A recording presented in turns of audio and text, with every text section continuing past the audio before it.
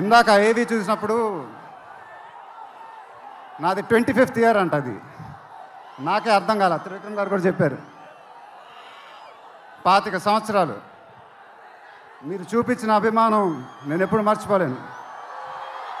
ప్రతి ఏడు అది పెరుగుతానే ఉంది. అది థ్యాంక్ యూ సో మచ్. మాటలు లేవు, ఏం చెప్పాలో నాకు తెలియదు. ఎప్పుడు చెప్తూ ఉంటానుగా, చేతులు ఎత్తి దండం పెట్టడం తప్ప ఏం తెలియదని.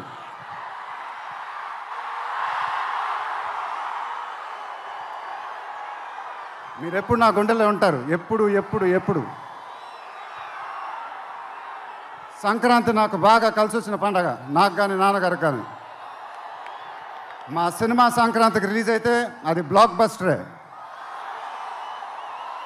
ఈసారి కూడా బాగా గట్టిగా కొడతాం, బాగా గట్టిగా. కానీ ఈసారి ఎందుకో కొంచెం కొత్తగా ఉంది, ఎందుకంటే నాన్నగారు మన మధ్యన లేరు, అందువల్లేమో. ఆయన నా సినిమా చూసి రికార్డుల గురించి కలెక్షన్ గురించి చెప్తుంటే చాలా ఆనందం వేసేది. ఆ ఫోన్ కాల్ కోసం ఎదురు చూస్తూ ఉండేవాడిని. దానికోసమేగా ఇవన్నీ, ఈ సినిమాలు ఇవన్నీ.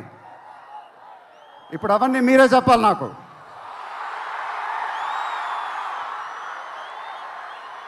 ఇక నుంచి మీరే నాకు అమ్మ, మీరే నాకు నాన్న,